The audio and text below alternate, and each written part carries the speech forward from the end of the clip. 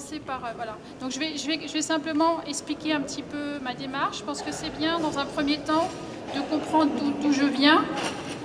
Et voilà, attendez, je mets en plein écran et on va partir. Voilà.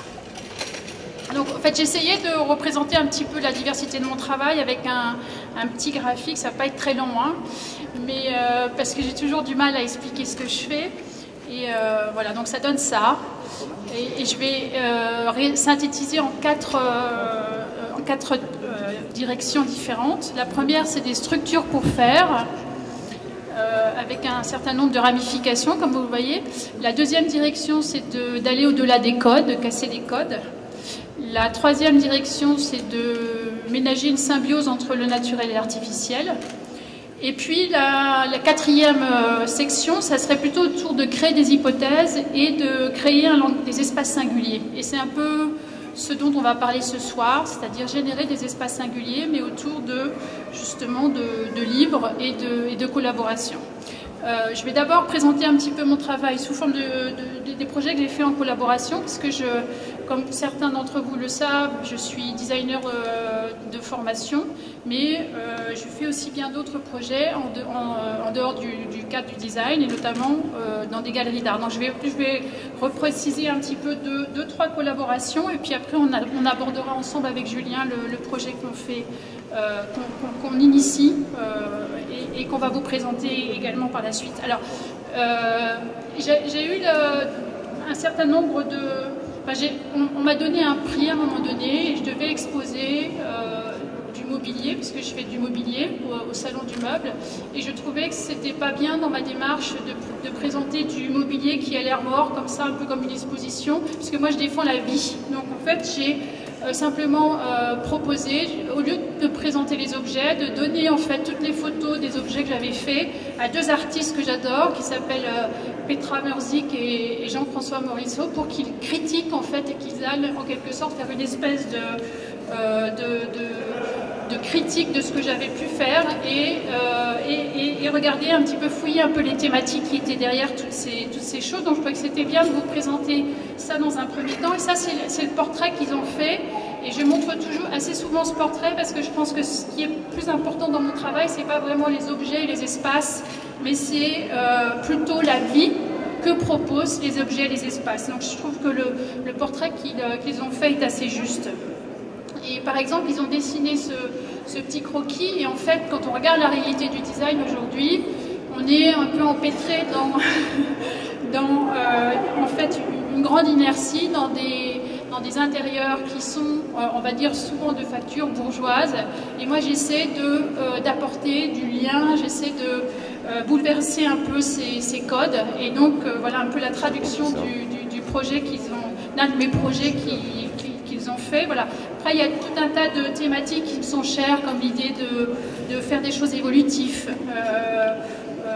Et ça, c'est assez intéressant aussi, puisque je défends un autre type de confort. Je pense qu'on s'est entouré d'un confort qui est trop important. Donc, j'ai toujours dit, souvent, j'ai eu du mal à dessiner un canapé au départ, parce que je trouvais que c'était pas forcément la bonne formule.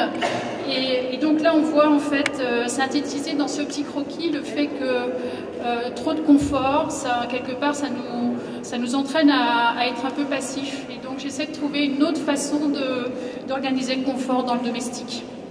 Voilà. Après, d'autres projets qui sont plus en rapport avec l'idée de partager dans la famille, donc avoir des temporalités où il y a des structures qui vont être utilisées par les parents comme un tapis, et puis à un autre moment, les enfants peuvent le transformer pour en faire un univers à eux.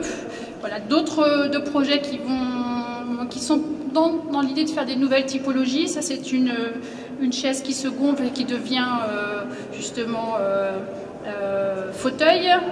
Voilà, des projets qui sont mobiles, je défends la mobilité, des nouvelles typologies avec des choses qui se développent, on va dire. Je vais passer peut-être plus, voilà, un peu l'idée de cette idée de fluidité, c'est-à-dire qu'on est toujours en train de travailler sur des activités, et en fait il se passe plein de choses entre les deux, et qui s'occupe des espaces intermédiaires. Donc j'aime bien travailler sur ces notions, et notamment avec cette table où en fait les plateaux s'en vont de façon à pouvoir porter, par exemple, venir inviter l'activité de manger, etc. Bien sûr, l'idée de nomadisme à la maison, mais c'est plutôt l'idée de pouvoir combiner, d'en faire un peu l'image d'un jeu de construction. Voilà, on a finalisé en fait ce projet par un livre avec ces illustrations que vous avez vues, et puis on les a simplement regroupés dans une exposition à Amsterdam. Et là, c'était juste l'idée de... C'était une salle qui était assez simple, mais il y avait juste un lustre dans cette salle, donc j'ai décidé de prendre la lumière en quelque sorte du lustre, d'en faire un feu et de faire simplement un lieu où on puisse s'asseoir pour regarder les dessins tout autour. Voilà, il y a un peu nos deux univers mélangés, celui de Petra et Jean-François et le mien dans la même aventure pour ce projet. Je vais continuer avec une collaboration avec Peter Halley chez Ropac. Ça a été un très beau projet où en fait l'idée c'était aussi de présenter nos deux projets ensemble. Vous connaissez tous la peinture de Peter Halley qui est très forte, qui est très belle. Donc l'idée c'était de venir en quelque sorte, pour ma part, faire une extension assez subtile. Autant lui était dans de la peinture pérenne, moi je voulais justement être dans quelque part l'éphémère, avec une trace de craie, un peu à l'image du maçon en fait, quand on crée une maison. Et donc en faisant des rythmes comme ça très subtils, qui sont d'ailleurs très très difficiles à rendre avec la photographie, et voilà, qui a été manifesté aussi, concrétisé à certains endroits de la galerie. Et puis un autre endroit où là c'était l'inverse, c'était Peter qui faisait ses wall drawings et des structures que j'ai appelées nature morte, qui sont en fait nature morte à habiter, donc c'est à la fois un projet qui peut être vu comme une sculpture ou vu comme une œuvre d'art. Ça dépend du regard qu'on veut porter dessus. Voilà, donc c'est un peu et on voit ici quelques dessins qui ont été faits suite à ce projet. Voilà, une autre collaboration avec Yuli Suzin. Yuli est d'origine russe. Il est parti en fait dans les années 84 à Berlin. Il était à Batterie à l'époque, et puis il a créé en fait, il est artiste bien sûr, j'ai oublié de le dire, et il est d'abord artiste, et puis quelque part il s'est consacré en fait en quelque sorte à justement des collaborations. Il a créé le Royal Book Lodge, et la première fois qu'on a travaillé ensemble, c'était cette idée de justement présenter tout son travail. Donc c'est un bateau, comme vous le voyez, avec des vitrines, qui permet de présenter à la fois ses livres, qui sont des livres d'artistes assez rares, très compliqués à développer. Je vous invite à aller regarder justement sur son site, parce que je ne vais pas les présenter là et c'est un peu dommage. Des céramiques aussi. Et l'idée c'était comme ça de pouvoir poser ce bateau pour représenter en quelque sorte ce qu'il est vraiment, quelqu'un qui voyage beaucoup et qui, dans son déplacement, rencontre des gens et concrétise un certain nombre de projets qui sont souvent des projets assez difficiles à mener. Voilà, et on va finir avec un dernier projet qui tourne autour d'une expo que j'ai fait sur cette idée de voyage en Uchronie. Et donc voilà l'expo telle qu'elle se développe. J'aime bien travailler sur les notions de vivre en société, vivre en communauté, parce que je pense que c'est intéressant de se poser ce basculement en fait. Et là je représente une présence humaine, on va dire, qui est faite simplement avec une bande, une présence humaine qui est à la fois debout, assise et allongée. Simplement dans cette idée de parler, parce qu'on est dans l'Uchronie en fait, d'une espèce de timeline comme ça qui se développe dans l'espace de la galerie. Et on voit au fond en fait que l'idée c'était de continuer cette narration avec, là on voit les éléments où on peut s'asseoir, parce que c'est à la fois aussi du mobilier et des pièces artistiques. Dans le fond de la galerie, on voit en fait la projection d'un film. Et là l'idée c'était, et là ça a été fait encore en collaboration avec Yuli, donc justement dans l'idée de créer un film complètement, et d'aller beaucoup plus loin que ce que j'avais pu faire dans la galerie avec Yuli, sur une communauté fictive dans un lieu particulier. Et ce qui est très intéressant, et c'est ce qui rapproche peut-être ce film de l'idée de faire des fanzines, c'est de trouver un lieu, se dire on a un week-end pour tourner ce film et le faire avec les gens qui sont présents sur place. Et développer quand même en amont quelques accessoires, comme vous voyez ici les capes, qui donnaient une liaison avec l'expo, et puis après de s'amuser tous ensemble à trouver des rituels fictifs. Donc bien sûr il y a un corps d'histoire, mais c'est beaucoup d'improvisation et beaucoup de plaisir de faire ce projet ensemble. Voilà. On ne va pas vous montrer de vue du film, mais on a pris beaucoup de plaisir à le faire. Et voilà. Et suite en fait à ce film, on a tellement pris de plaisir qu'on s'est dit que c'était bien aussi de le concrétiser par une édition un peu spéciale. C'est une édition qui est tirée à 12 exemplaires, donc c'est une petite mallette tout simplement qui est très qu'on va en fait pouvoir déployer. On peut la laisser en fait ouverte et on va pouvoir après la consulter, et on retrouve à l'intérieur des images du film, mais pas simplement. Il y a aussi beaucoup de croquis et de moments en fait de ce temps un peu suspendu qui a été créé avec le film.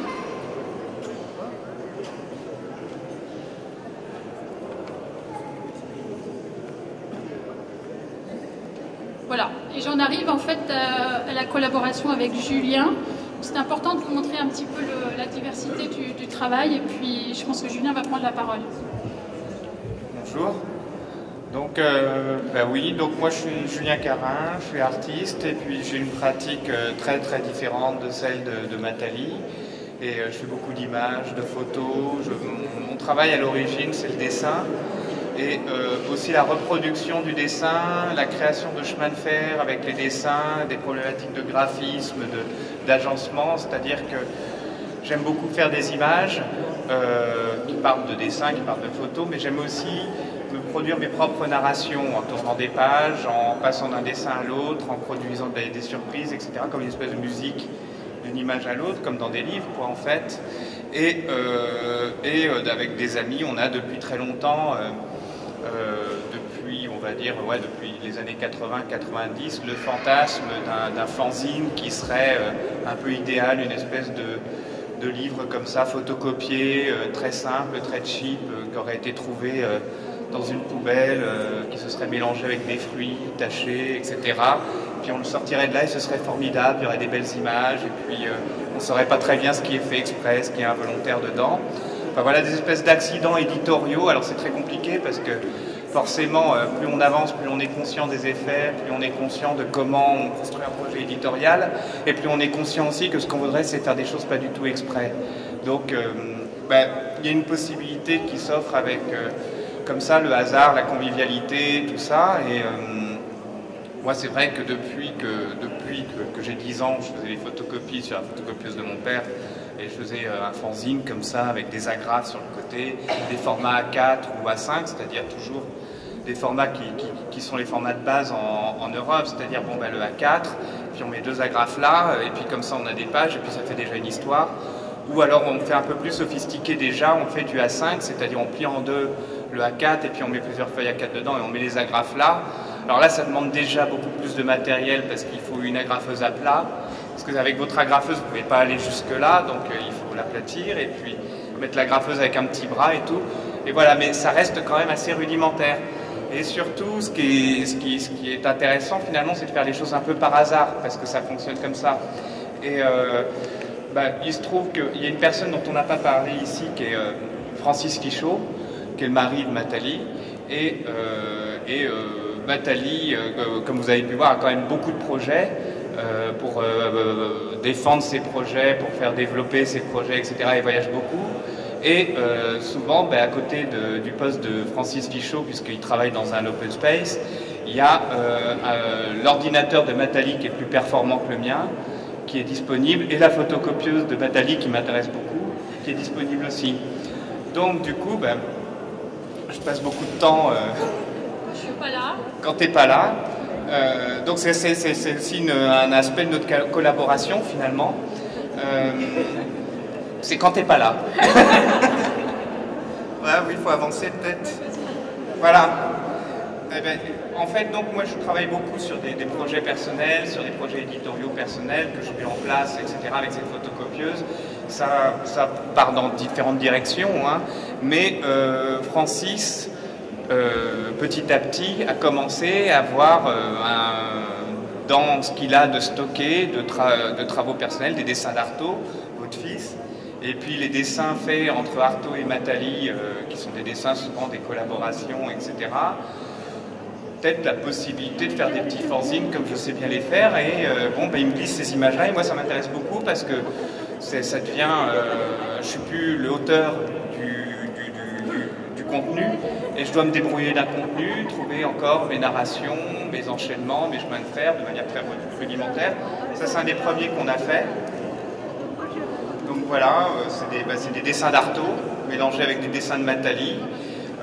C'est un petit corpus de dessins que Francis a scanné avec la même photocopieuse qui fait aussi scan. Voilà, j'ai commencé à faire un petit chemin de fer avec. Et puis le premier n'était pas satisfaisant, donc je l'ai réagencé, j'ai refait. Et puis je me suis beaucoup pris au jeu. Et j'en ai fait un autre, puis encore un autre. Voilà, on peut avancer. Voilà, ça c'est à gauche, à droite c'est qui alors? C'est toi? À gauche c'est toi aussi? Non, c'est peu. Voilà, ok. Là c'est Artaud. Donc voilà. C'est des dessins d'Artaud, donc c'est dans celui-là, le dernier qu'on a sorti, où là, moi je trouve que quand même on arrive à un certain degré de pureté sur la couverture. Enfin, ça fait, on dirait un dessin de Daniel Johnston un petit peu, moi que j'aime beaucoup en tout cas. Et puis c'est pas grand-chose, vous voyez, on a au début, alors, comme cette photocopieuse permet plein de possibilités, on peut imprimer avec des encres de couleur, des papiers super délirants et tout, on a été chercher des papiers glacés, etc. Et puis de plus en plus, on commence à assumer une forme assez précaire, la couve n'est même pas plus cramée que l'intérieur, etc. Et ça vient rejoindre quelqu'un.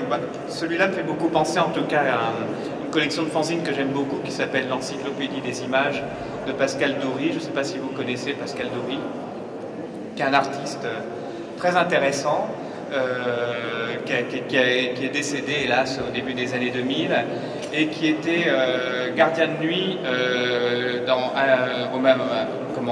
à Libé. Je sais pas c'est quoi, c'est un journal. Voilà, au journal Libé, il était gardien de nuit. Et donc ça, vous connaissez par contre Libé. Et Dory, il était gardien de nuit, il brassait toutes les iconos, tous les machins, toutes les images qu'il voyait. Et puis lui aussi, il avait une photocopieuse à disposition. Puis comme il était gardien de nuit, il avait la possibilité de photocopier. Et il a édité comme ça une énorme collection de fanzines de très peu de pages, avec des contenus comme ça, mais c'est aussi avec des contenus qui ramènent, d'artistes qu'il invitait. Par la suite, il a développé des projets éditoriaux, mais il est mort un peu jeune, il est mort à 42 ans, je dirais. Et donc il n'a pas eu la possibilité de développer plus. Mais c'est une influence importante et qui est assez connue quand même pour beaucoup de gens qui aiment le fanzine de format A5. Donc ce format. Pas confondre avec le format A4.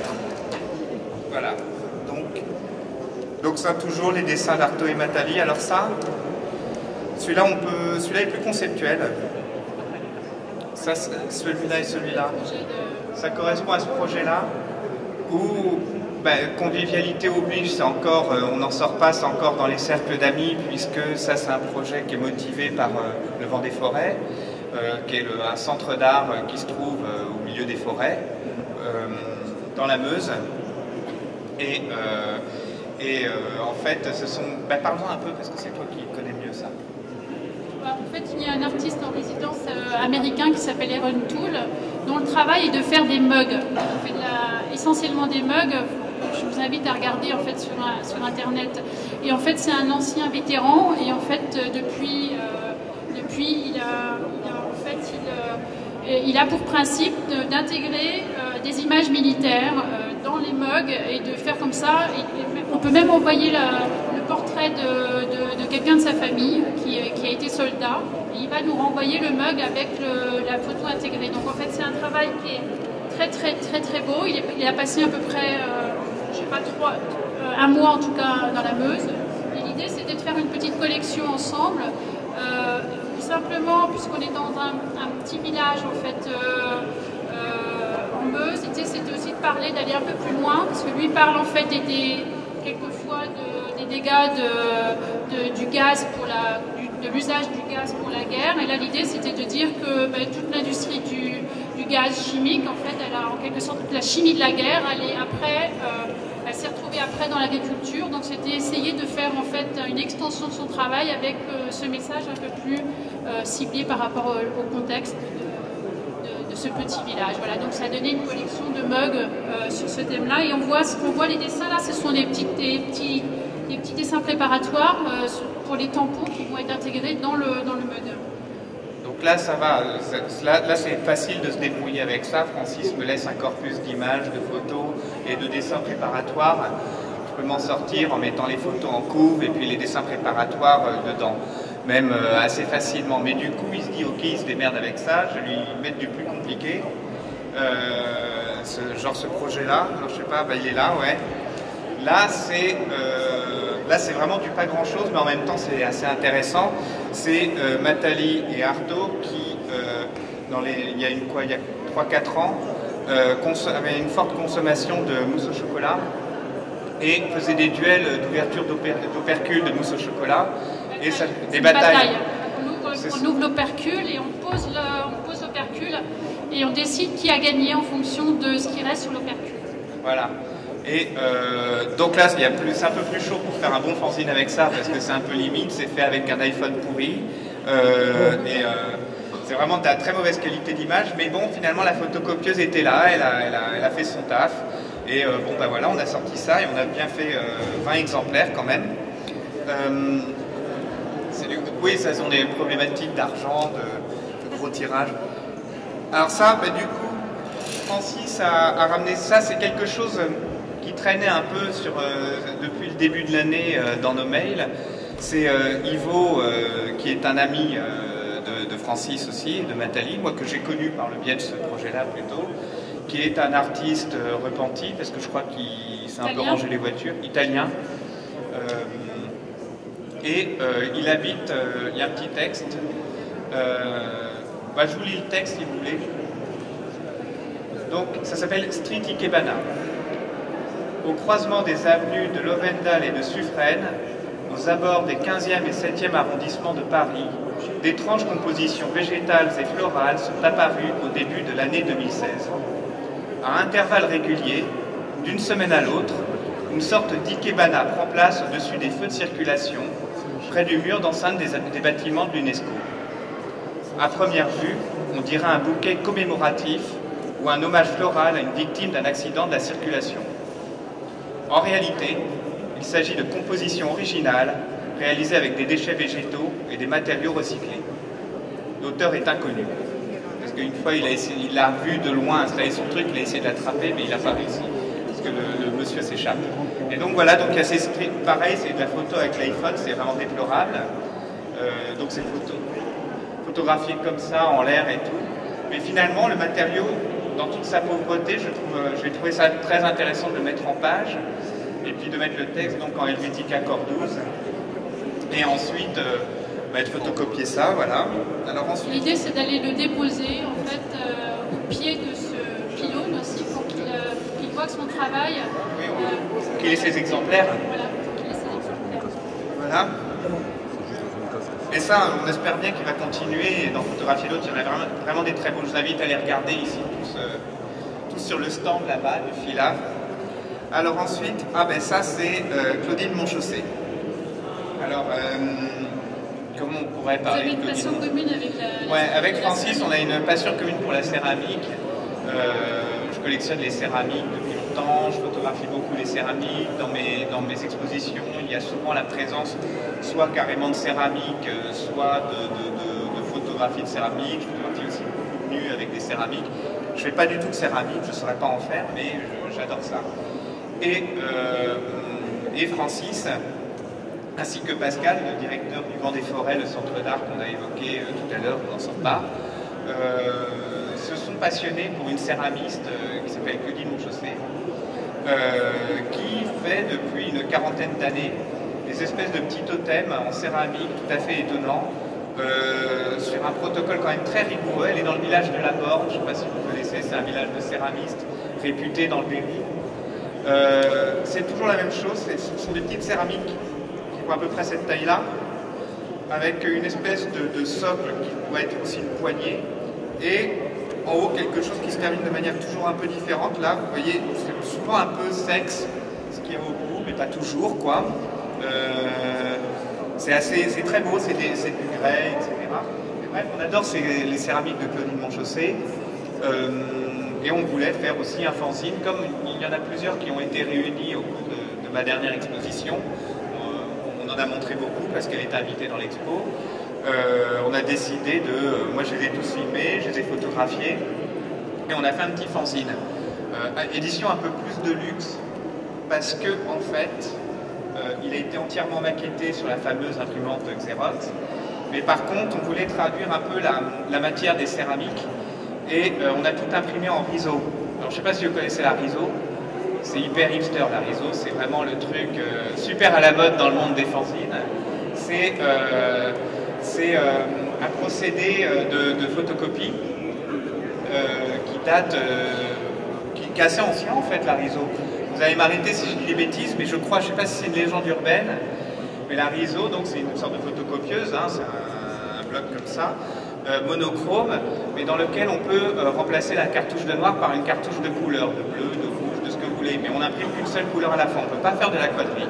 C'est assez sale comme impression, c'est route, mais par contre c'est une belle matière, du fait que c'est sale. Ça se rapproche d'une mauvaise sérigraphie, ou c'est un côté un peu aléatoire, qui a beaucoup de charme, et en plus, contrairement à la Xerox de Francis et Matalik que j'aime beaucoup, il n'y a pas de pelliculage, c'est-à-dire c'est vraiment, ça sort brut. Et donc voilà, il y a quelques prestataires un peu fous qui s'équipent de riso parce que c'est un matériel qui aurait dû complètement disparaître, c'est une marque japonaise, mais pendant très longtemps les églises s'en sont équipées pour imprimer leurs bulletins paroissiaux. Et du coup, c'est une marque qui a continué à avoir une petite niche de clientèle et on a continué à faire de la riso et ce qui fait qu'on continue comme ça à pouvoir travailler avec ce moyen complètement obsolète. On peut même faire de la fausse quadrille en riso. Il y a quelques fous qui font ça à Paris, qui refabriquent de la quadrille en imprimant, en passant 4 fois leur feuille et en changeant 4 fois la cartouche. Alors c'est un peu décalé, mais c'est beau, il y a une très belle matière. Donc voilà, ça c'est l'exemplaire riso de Claudine Monchaussé. Il n'y a pas de nom, il n'y a rien. C'est de l'underground. Voilà. Alors ensuite... Ah là voilà, là j'ai mis sur... j'avais photographié un petit peu avant de venir ici, donc tous mes fanzines et puis tout cela sur ma table chez moi pour avoir des trucs à montrer. Et là c'est des fanzines notamment qui sont un peu épuisés ou n'existent plus. Alors à droite c'est Weekend, c'est un fanzine où j'avais rencontré un couple qui faisait du bondage, mais un petit peu comme du bricolage ou une espèce de sport du dimanche, et je trouvais ça assez bien. Donc j'ai fait un fanzine autour de leur pratique. Et à gauche, c'est France Beauté, c'est un de mes premiers fanzines qui n'existe plus non plus. Ça c'est mon exemplaire, il est taché en haut à gauche, je crois que c'est de la confiture. Et ça tombe bien parce que c'est un fanzine qui est consacré à ma collection de pochons de boulangerie. Parce qu'à chaque fois que j'achète un pain au chocolat ou un croissant, je garde le pochon froissé, etc. Et là, j'ai photocopié donc toute ma collection de pochons et tout. Ce que j'aime bien dans le principe, c'est que c'est comme la techno, c'est tout le temps pareil et jamais pareil. C'est des petites variations comme des filtres, c'est-à-dire il y a toujours le croissant, la tasse de café, le village à l'arrière-plan, et puis bien sûr c'est froissé devant, mais c'est sans cesse renouvelé, donc il y a même parfois des silhouettes comme ça, évocatrices, ou alors la fameuse figure du boulanger. J'en ai aussi avec des boulangers qui tiennent des croissants géants comme ça, dessinés dans un style un peu poulpeau. Voilà. Donc ça c'est épuisé, il n'y en a plus. Ça c'est des dessins, c'est un autre fanzine que j'ai pu faire autour de mes dessins. Là ce qui m'amusait dans celui-là, qui est là, c'est que je voulais réunir 10 ans de dessins assez ennuyeux à faire parce que c'est des dessins assez réalistes, assez poussés. Chaque dessin m'a pris entre une semaine et un mois, et tout réunir dans une espèce de prospectus qu'on pourrait presque justement trouver dans une poubelle mélangée avec des fruits, enfin vous connaissez l'histoire, sans nom, sans rien. Donc voilà les dessins à l'intérieur. Ça c'est imprimé en laser noir et blanc. Ce qui est intéressant, c'est qu'en ce moment, enfin c'est intéressant, ce qu'il faut savoir en tout cas, c'est qu'en ce moment, on peut faire un livre avec 100 € ou on peut faire un livre avec 10 000 €. Mais faire un livre avec 1 000 €, c'est très compliqué en fait. C'est-à-dire qu'il y a des procédés d'impression qui sont très simples et très basiques, très rudimentaires, de laser, avec les agrafes, de papier comme ça, cheap. Ou alors, sinon, on peut faire de l'offset aussi, mais l'offset, il faut faire des plaques, etc. On ne fait pas moins de 500 exemplaires, ce qui veut dire aussi que c'est une autre économie, parce que il faut avoir 500 exemplaires de base, il faut pouvoir les vendre aussi, il faut pouvoir les diffuser. Donc, travailler avec un diffuseur. Pour des livres d'artistes, c'est souvent un problème, parce que les diffuseurs ne payent pas forcément après ce qu'ils ont réussi péniblement à diffuser. Donc, ce qui est intéressant dans ces fanzines, c'est qu'on a une économie qui est... qui peut permettre de domestique et puis qui peut, pourquoi pas, générer de réels triomphes, puisque là, par exemple, on les vend 5 € chaque. Le troisième est offert sur le stand juste là. Donc, les éditions de vin, donc précipitez-vous. Hein. C'est la première fois d'ailleurs avec Nathalie qu'on les présente, on n'a jamais rien présent. Hein, je peux dire, voilà, c'est vraiment la première fois qu'on présente ces fanzines. C'était l'occasion, justement. Donc tu dis quoi? Ben voilà, ensuite, là c'est des livres, c'est mes projets Photo France. Je photographie beaucoup la France, donc dans mes derniers bouquins, dans mes derniers projets. Du coup, je fais une résidence au Vent des Forêts, le centre d'art de Pascal Lyonnet, dont on a parlé tout à l'heure, où justement c'est en plein dans la Meuse, en plein dans la France, et je photographie beaucoup de fruits, de légumes, beaucoup de nus aussi, masculins et féminins, et j'enlève le vert. J'aime bien enlever le vert sur les photos. Donc là c'est une tomate dans un champ, il n'y a pas le vert, ça c'est un chien qui fait coucou. Voilà des modèles, j'aime beaucoup les treillages aussi, j'ai fait beaucoup de projets autour des treillages de jardin, parce que je trouve que le treillage c'est un petit peu une espèce de métaphysique de salon de coiffure, que j'adore en tout cas, puis une espèce de, vous voyez toujours ces treillages, j'ai un projet de bijoux en treillage, j'ai fait des tampons en treillage, j'ai fait un paravent en treillage aussi. Donc voilà, le paravent en treillage est là d'ailleurs. Ça c'est un fanzine que j'ai fait chez moi sur mon imprimante noir et blanc qui génère une très jolie trame 64, c'est une HP 5200 DTN qui est vraiment bien. Voilà, toujours. Alors, vous voyez, d'ailleurs, c'est le problème souvent pour reproduire ces images, c'est que c'est des grosses trames. C'est des trames d'impression qui sont proches des trames journal assez cheap. La trame 64, tout ça, qui sont des trames comme là, justement, c'est celui-là, hein, qui sont visibles à l'œil nu. Et du coup, quand on les photographie, souvent, ça fait du moirage. Donc c'est très compliqué à reproduire, à montrer sur Internet, etc. Parfois, quand on donne une image à reproduire dans un magazine, on touche du doigt parce que si elle est du bois, pardon, parce que si elle est redimensionnée, ça fait des moirages comme ça, comme sur cette image, ou comme là. Là, c'est des livres plus des vrais livres, c'est pour vous montrer que je fais des vrais livres. Mais que quand même quand je fais des vrais livres, il n'y a pas beaucoup d'informations, il n'y a souvent pas le nom, il y a souvent des formations professionnelles du fanzine. C'est souvent, oui, c'est au compte-gouttes les infos dessus. Et il y a un beau moirage sur un catalogue à droite. Là, c'est une collection de tracts que j'ai fait, que j'ai développé en film aussi. Là, il y a du texte, mais c'est en langue morte en fait. J'ai tout fait traduire en grec et en latin, mais je ne sais pas lire le grec et le latin. Donc c'est une collection qui s'appelle Ne pas jeter sur la voie publique, mais c'est traduit en grec. Là voilà, c'est Photo France. On voit pas très bien. Et puis après, il y a quoi? Après, il y a des images comme ça, un peu. Voilà, une route. Il n'y a pas de verre. Ah, voilà, alors c'est là justement, c'est pour vous montrer que c'est pour de vrai quand même. Là, Nathalie, elle est sur l'ordinateur et Artaud travaille sur l'autre ordinateur, donc je ne peux pas y aller parce qu'il y a Nathalie. Du coup, je parle avec Francis et tout. Et je suis quand même venu parce que aussi on déjeune souvent. Et du coup, on a appelé la collection Déjeuner avec Francis. Parce qu'on fait, finalement, c'est ça l'articulation, c'est que les gens viennent déjeuner petit à petit. Yvo est venu déjeuner, Pascal Yonnet du Vent des Forêts est venu déjeuner. Claudine Monchaussé, pas encore, mais il va falloir. Voilà. Là, c'est la Meuse. Là, ça, c'est le projet dans la Meuse en ce moment, justement, où je photographie beaucoup la Meuse en enlevant le verre. Et puis, je photographie des modèles aussi sur des chevaux ou des voitures dans la rue. Et ça, c'est des objets que je peux faire, que j'ai mis aussi dans là, comme ça, dans la petite vidéo, parce que ils ont à voir pour moi avec le fanzine. C'est mes objets les plus sculpturaux, c'est-à-dire, j'en ai pas là en vrai, mais c'est des espèces de petites plaques en format carte postale, en 10-15, en plexi, qui sont comme des espèces de presse-papier dont vous pouvez vous servir pour stabiliser une pile de fanzine, par exemple, et qui sont un peu lourds en plexi, mais sur lesquels on a imprimé en Tram 64 aussi, mais là en sérigraphie, puisque on ne pouvait pas rentrer la plaque dans une imprimante. Donc voilà, c'est des maisons, c'est des parkings à moitié vides, des petites maisons comme ça, des petits endroits un peu disponibles, imprimés en transparent même, ce qui souligne la disponibilité. Voilà, là c'est des vues d'exposition, souvent les images sont assez petites aussi, en 10-15, j'aime bien le format 10-15, le format carte postale, qui est, de toute façon c'est un standard. J'aime bien les formats standards pour ce qu'ils évoquent de l'inconscient collectif, enfin, ce qui rappelle quelque chose à tout le monde, sans qu'on définissent forcément tout de suite que « Ah, mais ça me dit quelque chose, ça. Ah, mais oui, bien sûr, c'est le format. » On ne se dit pas forcément ça. On se dit ça, c'est familier, mais on ne se dit pas c'est familier parce que c'est du A4. C'est pour ça que c'est familier.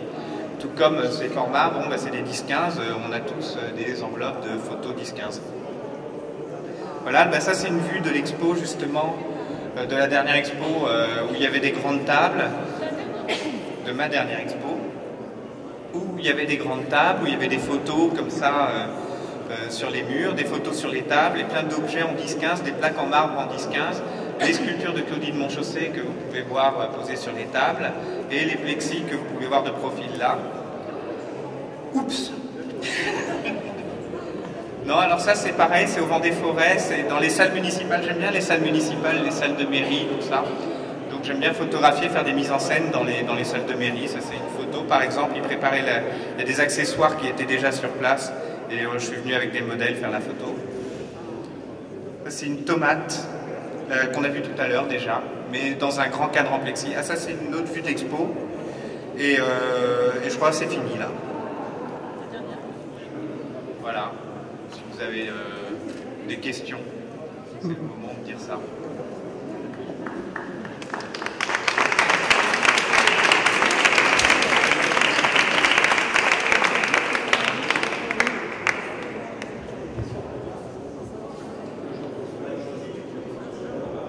Là.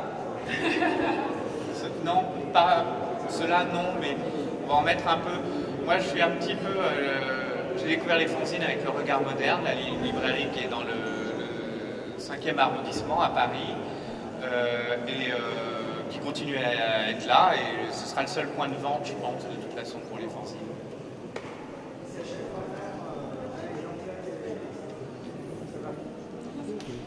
Ça va varier, ça va varier. Non, première édition de 20 là. C'est pas mal déjà.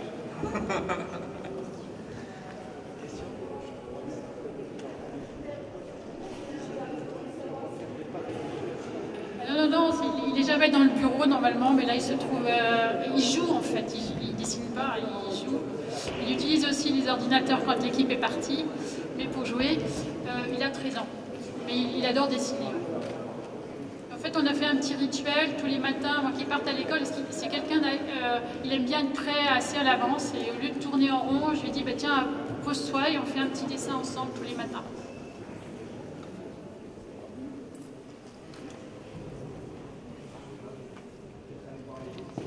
Voilà. Merci. Merci.